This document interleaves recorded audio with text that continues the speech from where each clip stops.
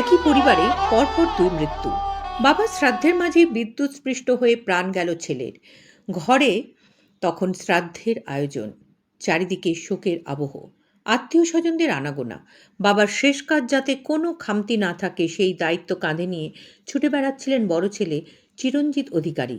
কিন্তু ভাগ্যের নির্মম পরিহাস, বাবার পারলৌকিক ক্রিয়াকর্ম চলাকালীনই মর্মান্তিক দুর্ঘটনায় প্রাণ হারালেন সেই ছেলে। শোকে স্তব্ধ নানুরের পাকুড়হাঁস গ্রাম। জানা গিয়েছে সম্প্রতি শারীরিক অসুস্থতায় মৃত্যু হয় চিরঞ্জিতের বাবা সত্যেন অধিকারীর।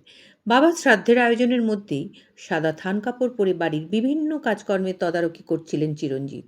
সেই সময় বাড়ির খারাপ হয়ে যাওয়া সাবমার্সিবল পাম্প সারানোর কাজে একটি বাঁশ নিয়ে যাওয়ার সময় প্যান্ডেলের পাশে থাকা অস্থায়ী বিদ্যুতের তারে বাঁশ লেগে যায়। মুহূর্তের মধ্যে তারটি নিচে পড়ে গেলে তার সংস্পর্শে এসেই বিদ্যুৎস্পৃষ্ট হন তিনি।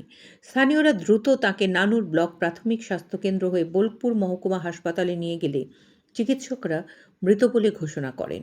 ময়নাতদন্তের পর মৃতদেহ গ্রামে ফিরিয়ে আনা হলে কান্নায় ভেঙে পড়েন পরিবারের সদস্যরা।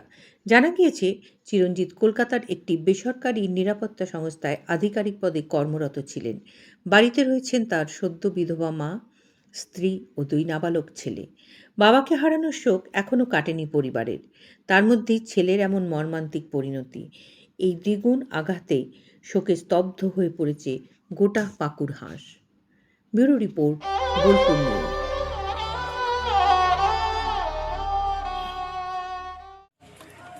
ঘটেছে মানে ইলেকট্রিক লাইন এই ধারকে টাঙানো ছিল, ওরা একটা সাবমার্সিবল বসাবো বলে বাঁশ নিয়ে যাচ্ছিল। বাঁশ নিয়ে যাওয়ার সময় বাঁশটা তারে লেগে যায়। ও তখন এইখানেই ছিল দাঁড়িয়ে, ওই তারটাকে একটু তুলে দিতে গিয়েছে, সঙ্গে সঙ্গেই ও কারেন্টে লেগে একদম 2 মিনিট 3 মিনিট বা 5 মিনিটের মধ্যেই ও ডেড হয়ে যায়। ইলেকট্রিক শর্ট খেয়ে এইভাবে তো মৃত্যু হয় না, আমরা জীবনে অনেক দেখেছি এবং আমার নিজের জীবনেও এরকম ঘটেছে কয়েকবারই। কিন্তু কিভাবে যে কি হলো এটা একমাত্র নিউজটি লেখা ছাড়া আমরা আর কিছু বলতে পারি না।